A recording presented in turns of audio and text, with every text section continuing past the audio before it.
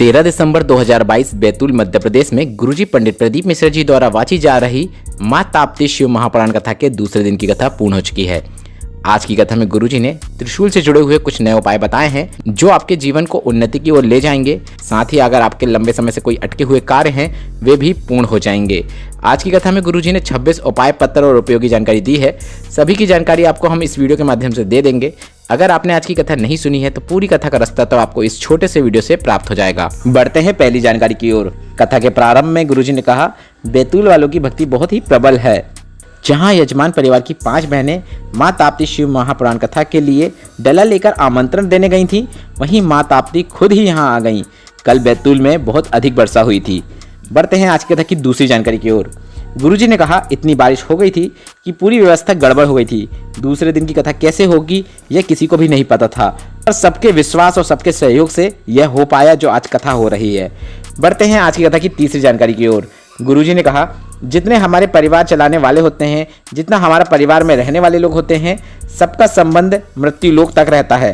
पर एक से संबंध, आप जो एक कलश जल चढ़ा रहे हो, आप जो एक बेलपत्र चढ़ा रहे हो, उससे आपका संबंध मृत्यु लोक से भी है और मृत्यु के बाद भी है। वह आपको यहाँ पर भी संभालेगा और ऊपर भी संभालने वाला है, जो कि महादेव हैं।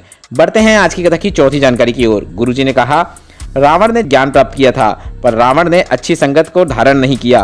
दिल्ली में घर बनाना सरल है, दिल्ली में ऑफिस बना लोगे, सरल बात है, पर किसी के दिल में विश्वास के साथ बैठ जाना यह कठिन है।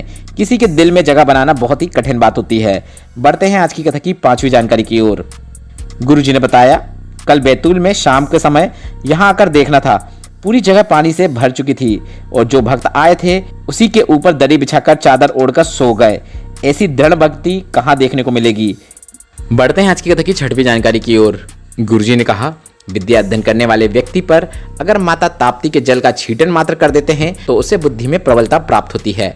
मां ताप्ती की कथा का बखान करते हुए गुरुजी ने काफ़ी अच्छा उपाय बताया है, जिसमें आपको मां ताप्ती के जल का छींटन अपने बच्चे पर या विद्या अध्ययन करने वाले पर करना है। बढ़ते हैं आज की कथा की 7वीं जानकारी की ओर। गुरुजी ने कहा, गुरु में और भगवान में एक ही अंतर होता है। गुरु संसार छुड़ाकर परमात्मा में लगा देता है और आपको माला पकड़ा देता है, पर परमात्मा माल देकर आपसे माला छुड़वा देते हैं। बढ़ते हैं आज की कथा की 8वीं जानकारी की ओर।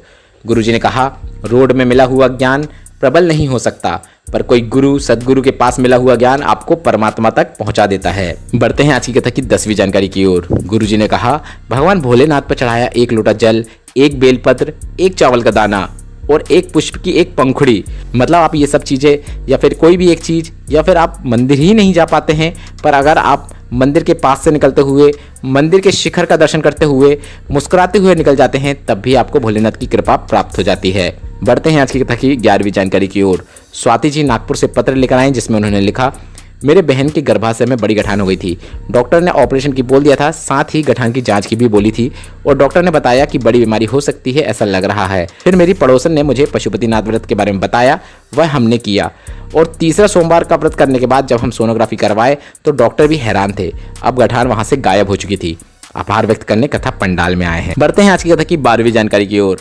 इसके बाद गुरुजी ने कहा, हमने कभी भी व्यासपीठ से ये नहीं कहा कि आप डॉक्टर के पास मत जाओ। हम तो कहते हैं डॉक्टर के पास जाओ, जांच कराओ और डॉक्टर की दवाई लाओ और उसे खाओ। पर दवाई खाते समय भोलेनाथ से निवेदन करना, मैं गोली तो खा रही हूँ, पर महादेव मुझे तुझ पर ही भरोसा है और तुमको सब संभाल लेना है। बढ़ते हैं आज की कथा की 13वीं जानकारी की ओर। गुरुजी ने बताया, बैतूल की एसपी मैडम बता रही थी कि एक महिला जिसको 9 महीने का गर्भ था, सबके कहने पर कि पंडाल में बहुत पानी आ गया है, चले जाओ, पर वह बाहर नहीं निकल रही थी। उस महिला को बाहर निकालने का बहुत प्रयास किया गया, पर उस महिला ने कहा, मेरी एक संतान शांत हो चुकी है और यह संतान मुझे भोलेनाथ ने ही दी है और मैं पूरी कथा सुनकर ही जाऊंगी। इसके बाद आज की कथा में वह महिला खड़ी हुई और गुरुजी ने कहा, आपको प्रणाम है। इसके बाद गुरुजी ने कहा, समिति पूरी व्यवस्था करती है, कोई प्राकृतिक आपदा आती है तो समिति कुछ कहे या फिर पुलिस प्रशासन कुछ कहे कि हम आपको सुरक्षित स्थान पर छोड़ देते हैं, तो उनकी बात जरूर सुनो, वह आपकी भलाई के लिए ही कह रहे हैं। बढ़ते हैं आज की कथा की 14वीं जानकारी की ओर। गुरुजी ने कहा, जो लोग कहते हैं कि अगरबत्ती में बांस होता है, अगरबत्ती नहीं लगाना चाहिए, वही लोग तुमसे कहेंगे कि तुम्हारे पेट में मल भरा हुआ है, तुम्हें मंदिर नहीं जाना चाहिए। तुम तो कह देना, राम भी मेरे हैं, कृष्ण भी मेरे हैं, शिव भी मेरे हैं, गणेश भी मेरे हैं, हनुमान भी मेरे हैं और माँ ताप्ती भी हमारी है। इसके बाद गुरुजी ने कहा तुम एक की जगह 4 अगरबत्ती लगाओ। बढ़ते हैं आज की कथा की 15वीं जानकारी की ओर। जया ताम सिंह सेंगर छिंदवाड़ा से पत्र लेकर आई, जिसमें उन्होंने लिखा, भोलेनाथ की दया का क्या वर्णन करूं। कभी मंदिर नहीं जाती थी, कोई कितना भी कहता था पर मैं मंदिर नहीं जाती थी, पर किसी के कहने पर मैंने मंदिर जाना शुरू किया। साथ में 1 लोटा जल और 1 बेलपत्र शिवलिंग पर अर्पित करना शुरू किया। इसके साथ ही आपके बताए अनुसार पशुपतिनाथ व्रत करना भी शुरू किया। 5वां व्रत पूर्ण हुआ था तब मैंने महादेव से कहा था कि हे महादेव, बहुत कर्जा हो गया है, दुकान भी 2 साल से बंद है, उसको खुलवा दो ना महादेव। ऐसी कृपा हुई महादेव की, सब ठीक हो गया, सारा कर्जा चुक गया। भोलेनाथ की इस कृपा का आभार व्यक्त करने में कथा पंडाल में आई हूँ। बढ़ते हैं आज की कथा की 16वीं जानकारी की ओर। गुरुजी ने कहा, बुराई को, लोभ को, क्रोध को, आसक्ति को, तृष्णा को, व्यसन को अपने पास मत आने दो। जब आप अपना घर बनाते हो तो पूरी सेफ्टी रखते हो, दरवाजे भी अच्छे लगाते हो ताकि चोर अंदर ना आ जाए, चोर घर में ना घुस जाए। उसी प्रकार इतना अच्छा शरीर भगवान ने दिया है, उसके अंदर भी बुराई, लोभ, काम, आसक्ति, तृष्णा, वासना को मत आने दो। बढ़ते हैं आज की कथा की 17वीं जानकारी की ओर। गुरुजी ने कहा, अगर आपने अपने घर से 1 लोटा जल लेकर शिवलिंग पर जाकर चढ़ाया है तो इस बात पर विश्वास रखना, भोलेनाथ कभी भी अपने भक्त को नहीं भटकने देंगे। बढ़ते हैं आज की कथा की 18वीं जानकारी की ओर। गुरुजी ने बताया, स्कंद पुराण में लिखा है कि महादेव ने 2 कथाएं सुनाई थी, जिसमें से एक कथा अमर कथा है जो महादेव ने माता पार्वती को सुनाई थी, और एक कथा माँ ताप्ती का चरित्र है जिसमें माँ ताप्ती का वर्णन किया गया है जो कि स्कंद पुराण में है। इसका वर्णन महादेव ने शरण कार्तिकेय से किया था। बढ़ते हैं आज की कथा की 19वीं जानकारी की ओर। 3 लोग बहुत ही किस्मत वाले होते हैं जो कि इस प्रकार हैं, जिसकी पत्नी उनके कहने पर चले, उनका स्मरण करे, उनका सम्मान करे। दूसरे, जिनका बेटा या बेटी उनके कहने पर चले, उनकी बात को ना काटे, उनका सम्मान करे। और तीसरे, जिनके पड़ोसी भी उनकी बात को सुने और उनका सम्मान करें, क्योंकि आप अपने बेटे के लिए, अपनी पत्नी के लिए मेहनत करते हैं और यही तुम्हारी बात ना माने और तुम्हारी बात काटे, उसमें सुख नहीं है। बढ़ते हैं आज की कथा की 20वीं जानकारी की ओर। गुरुजी ने बताया, एक बार की बात है, विष्णु भगवान भोलेनाथ को प्रसन्न करने के लिए 108 कमल पुष्प चढ़ाने लगे।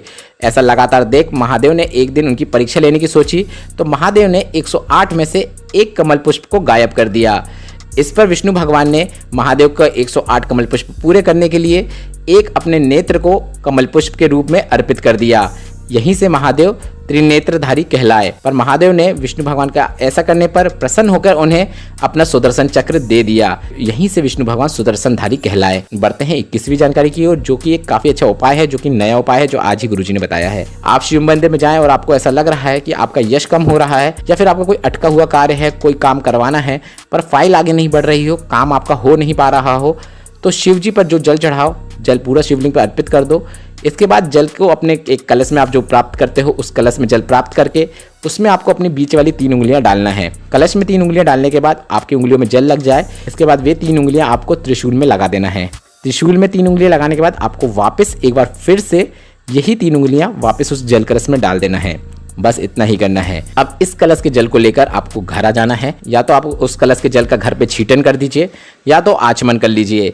आपका यश में वृद्धि होगी और अटके कार्य भी निश्चित पूर्ण होंगे। बढ़ते हैं आज की कथा की 22वीं जानकारी की ओर। गुरुजी ने एक और नया उपाय बताया है जो कि त्रिशूल से संबंधित है, जो कि इस प्रकार है। गुरुजी ने कहा, कभी आपको मौका मिले आप शिव मंदिर में जाएं और आप एक पुष्प की माला लेके गए हैं और आप देख रहे हैं कि शंकर भगवान का श्रृंगार हो चुका है, शिवलिंग पूरे तरीके से सजा दी गई है और आपकी उस पुष्प को चढ़ाने की जगह नहीं है, तो आप क्या करेंगे? आप पंडित जी से बोलकर, पुजारी से बोलकर जो आपने पुष्प की माला लाए हैं उसको त्रिशूल में टंगवा देना है। बस इतना कर देने से भी आपकी उन्नति शुरू होना निश्चित है। ऐसा करने से आपको यश की भी प्राप्ति होती है, पर ऐसा आपको तभी करना है जब भोलेनाथ का श्रृंगार हो गया हो, अन्यथा आप माला शिवलिंग पर अर्पित करें। बढ़ते हैं आज की कथा की 23वीं जानकारी की ओर। गुरुजी ने एक और नया त्रिशूल वाला उपाय बताया है जो कि इस प्रकार है। आप कंपटीशन एग्जाम में बैठ रहे हो या फिर आप एक ही नौकरी कर करके परेशान हो गए हो, आपको उन्नति नहीं मिल रही हो, उसमें तरक्की नहीं मिल रही हो, तो आप यह उपाय जरूर करें। 7 बेलपत्र लेना है और 7 बेलपत्र आपको सबसे पहले त्रिशूल की आजू बाजू जो त्रिशूल में भाग होते हैं उन भागों में स्पर्श कराने के बाद त्रिशूल के बीच वाले भाग में स्पर्श कराना है।